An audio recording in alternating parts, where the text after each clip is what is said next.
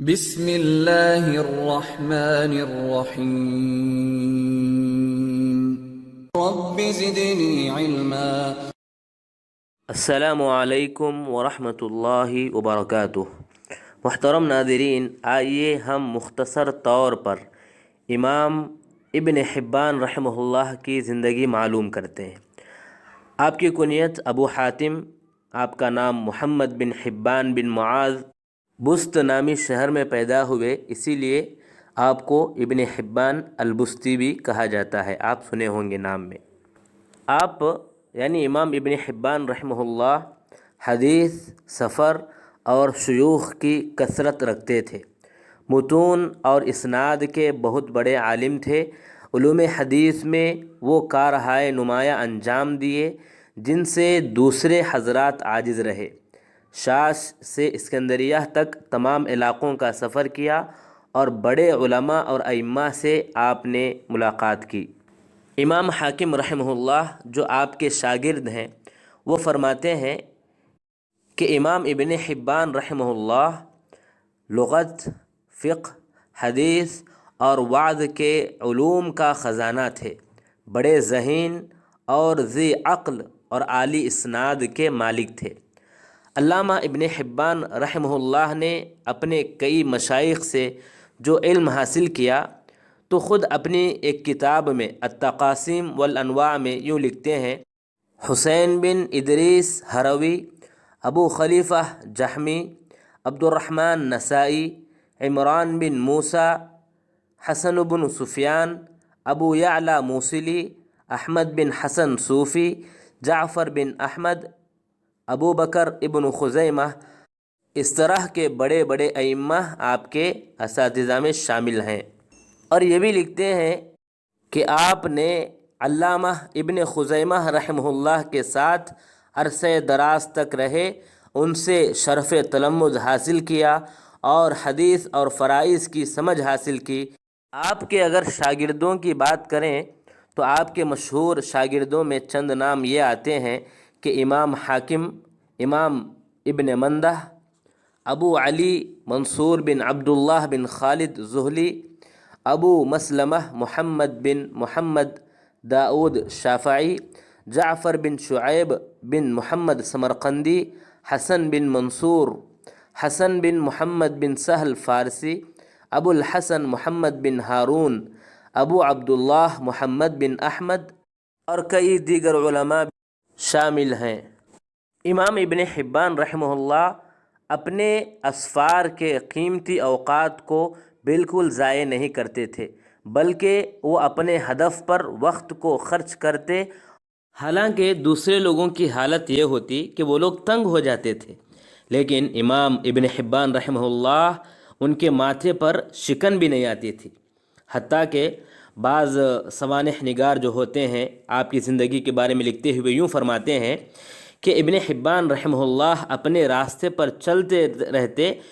لوگ تھک جاتے تھے، تنگ ہو جاتے تھے، لیکن آپ کبھی تنگ نہ ہوتے، بلکہ یہ تکالیف آپ کو تحصیل علم کا اور حریص بنا دیتی، اور وہ اپنے استاد کے ہر قسم کے موڈ، رضا، ناراضگی سب جو ہے اپنے درس میں نوٹ کیا کرتے تھے اور اس میں فائدہ اٹھایا کرتے تھے۔ ابن حبان رحمہ اللہ کی زندگی کوئی بہت آسان نہ تھی۔ یہ عظیم محدث جو فقہ، طب، نجوم، کلام اور دیگر علمی فنون کے ماہر تھے، اور الحمدللہ آپ وعظ بھی کیا کرتے تھے۔ امام ابن حبان رحمہ اللہ طویل عرصہ سمرقند کے قاضی رہے، اسی طرح نساء میں بھی آپ قاضی بنے رہے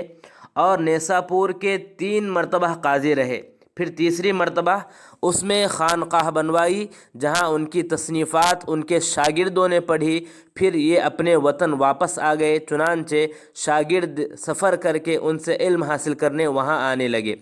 ابن حبان رحمہ اللہ بڑے بہادر اور جری انسان تھے، اپنی رائے کے اظہار میں مصلحت پسندی سے کام نہیں لیتے تھے، لیکن اس کا نقصان یہ ہوا کہ کینہ پروروں کی شرارت سے آپ محفوظ نہ رہ سکے، پھر سجستان سے نکالے گئے، حتیٰ کہ یہاں تک منقول ہے کہ لوگ ان پر حملہ آور ہوئے اور قریب تھا کہ موقع پا کر قتل کر دیتے۔ ابو اسماعیل عبداللہ بن محمد ہروی کہتے ہیں کہ میں نے یحییٰ بن عمار سے ابن حبان رحمہ اللہ کے بارے میں پوچھا تو انہوں نے کہا میں ان کو کیسے نہیں جانتا ہوں، میں اچھی طرح جانتا ہوں، اور ہم ہی نے انہیں سجستان سے نکالا۔ وہ اللہ تعالیٰ کی تعریف حد کا انکار کرتے تھے، ان کے پاس علم بہت زیادہ تھا لیکن دین زیادہ نہ تھا۔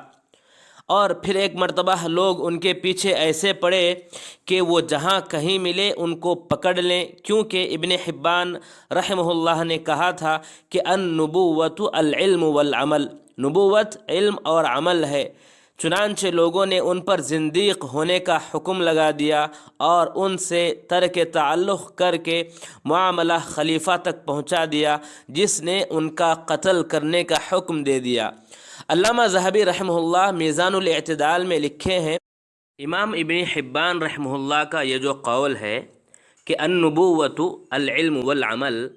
اگر یہ قول کسی زندیق کا ہے یا فلسفی کا ہے تو ہم غلط کہہ سکتے ہیں، کیونکہ وہ کیا سوچ کر کہے گا کہ نبوت کسبی چیز ہے،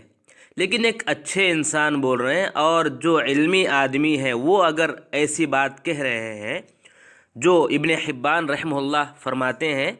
تو وہ یہ فرمانا چاہتے ہیں کہ نبوت میں علم اور عمل دونوں جو ہوتے ہیں،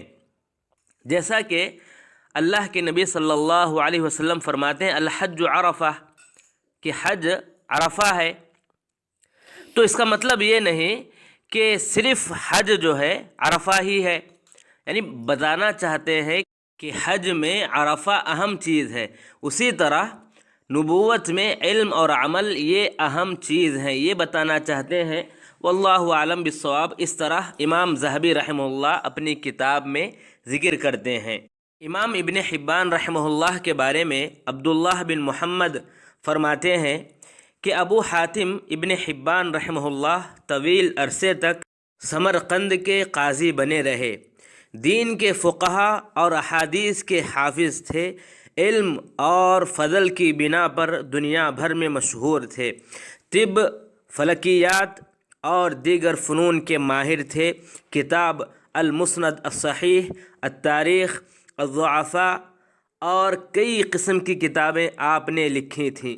امام حاکم رحمہ اللہ یوں فرماتے ہیں کہ ابو حاتم ابن حبان رحمہ اللہ کا گھر ہے جس میں ان کے اصحاب کا مدرسہ قائم ہے، اور وہاں مسافر طلباء رہتے ہیں اور علم حدیث اور فقہ حاصل کرتے ہیں، اور وہاں ایک بکس بھی موجود ہے جن میں سے وہ نقود نکال کر خرچ کرتے ہیں۔ وہیں ایک لائبریری بھی ہے جس کی کتابیں میرے حوالے ہیں، اور انہوں نے وصیت کی تھی کہ وہاں مطالعہ کرنے اور پڑھنے والے کو یہ کتابیں جاری کی جائیں، مگر طالب علم یہ کتابیں مدرسہ سے باہر نہیں لے جا سکتا۔ امام ابن حبان رحمہ اللہ کی اگر ہم کتابوں کو معلوم کریں تو آپ کی کئی کتابیں ہیں، مثلا کتاب الصحابہ، التابعین، اتباع التابعین، تبع الاتباع، تباع التبع، الفصل بین النقلہ،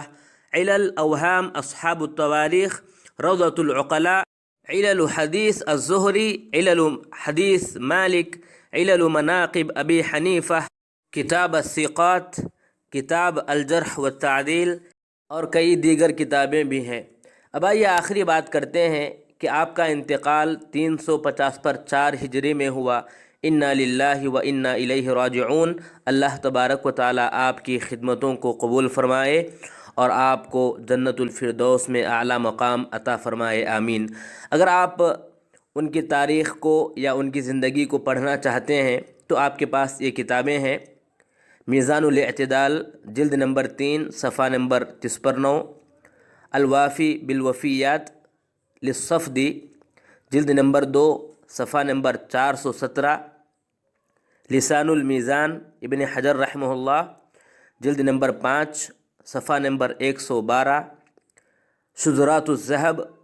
جلد نمبر 3 صفحہ نمبر 100۔